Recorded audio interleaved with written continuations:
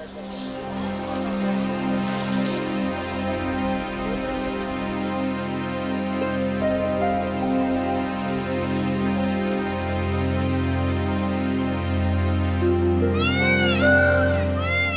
দেশে চলছে তীব্র তাপদাহ, আর এই তীব্র তাপদাহে জনজীবন কিন্তু অতিষ্ঠ, সেই সাথে কিন্তু অতিষ্ঠ প্রাণীকুলও।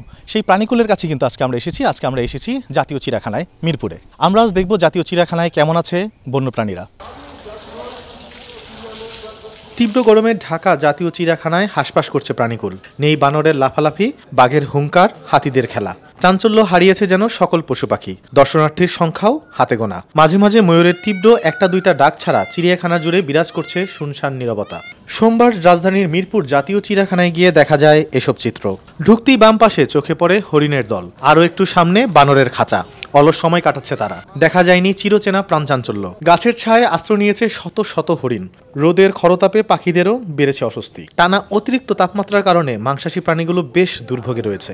বাঘের খাঁচার ভেতরে জলাধারে শুয়ে থাকতে দেখা যায় বাঘ যুগলকে। নেই কোনো হুঙ্কার। গড়িয়াল কিংবা কুমিরকে খুঁজেই পাওয়া যাচ্ছিল না। তীব্র গরমে জলাধারে 3 ফুট গভীরে নিজেদের নিরাপদ মনে করেছে গড়িয়াল কুমিররা। চিড়িয়াখানা ঘুরে দেখা যায় সকল প্রাণী রীতিমতো দুর্বল হয়ে পড়েছে চলমান তাপদাহে। প্রায় সব প্রাণীর খাবার গ্রহণে দেখা যাচ্ছে অনীহা। তবে এসবের মাঝেও একটু ব্যতিক্রম সিংহযুগল। চিড়িয়াখানার উত্তরে আফ্রিকান সিংহ দুটিকে খাঁচার ভেতরে বাইরে বেষ্টনীর ভেতর খেলা করতে দেখা গেছে। আর একটু সামনে এগুলোই ইমু পাখির খাঁচা, সেখানেও একই চিত্র। জলাধারে নামছে উঠছে ইমু পাখিরা। জলহস্তির জলাশয়ে খুঁজে পাওয়া যায়নি জলহস্তিদের। তাদের দেখভালের দায়িত্বে থাকা কিউরেটর বলেন, সকালে শুধু একবার উঠেছিল পানি থেকে, তারপর থেকেই আবার ডুব দিয়েছে পানিতেই।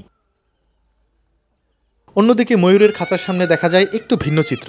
এখানে দেখা যায় অল্প কিছু মানুষের জটলাও। মানুষ দেখে একটু পরপর ডাক ছেড়ে কিছু একটা বলতে চাইছে ময়ূরের দল। এই সময় জিরাফদের দেখা যায় গোসল করতে। পাইপ দিয়ে পানি ছেটানো হচ্ছে তাদের শরীরে। ঘোড়াদের দেখা যায় ছায়ার মধ্যে আশ্রয় নিতে। হাতিদের ঘরে দেখা যায় তারা লম্বা সুর দিয়ে পানি ভরে নিজেদের ভিজিয়ে নিচ্ছে বারবার। মাহুদ জানায়, কমপক্ষে দিনে 3 বার গোসল করানো হয় হাতির পালকে। এখন পর্যন্ত জাতীয় চিড়িয়াখানায় কোনো পশু পাখি অসুস্থ হয়নি, কোনো পশু পাখি মারাও যায়নি। অতিরিক্ত গরমের কারণে চিড়িয়াখানার দর্শনার্থীদের চাপ অনেক কম, তবে তা উপেক্ষা করে এসেছেন কেউ কেউ। অতিরিক্ত গরমে পশু পাখিদের যত্নের প্রতি চিড়িয়াখানা কর্তৃপক্ষ সজাগ রয়েছে বলে জানান চিড়িয়াখানার পরিচালক ডাক্তার মোহাম্মদ রফিকুল ইসলাম। বিশেষ করে তাদের রোগ প্রতিরোধ ক্ষমতা যাতে বৃদ্ধি পায়, সেই কারণে তাদেরকে আমরা ইলেকট্রোলাইট, খাবার পানির সাথে ইলেকট্রোলাইট সরবরাহ করছি, ভিটামিন সি সরবরাহ করছি। আমরা খাদ্যাভ্যাসের মধ্যেও কোনো কোনো প্রাণীর ক্ষেত্রে পরিবর্তন এনেছি।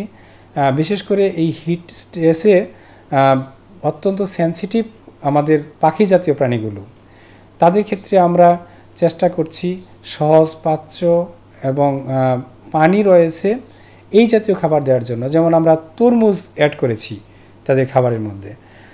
এইভাবে আমরা এক একটা প্রাণীর জন্য এক এক ধরনের ব্যবস্থা নিয়ে আমরা চেষ্টা করছি আমাদের প্রাণীগুলোকে স্বাভাবিক রাখার জন্য। এখনও পর্যন্ত আমাদের প্রাণীগুলো আল্লাহর রহমতে ভালো আছে, সুস্থ আছে। বর্তমানে বাংলাদেশ জাতীয় চিড়িয়াখানায় 137 প্রজাতির 3300 প্রাণী রয়েছে। আমরা এই প্রাণীগুলোকে স্বাভাবিক রাখার জন্য চেষ্টা করছি। এখন পর্যন্ত আমাদের প্রাণীগুলো সুস্থ আছে, ভালো আছে।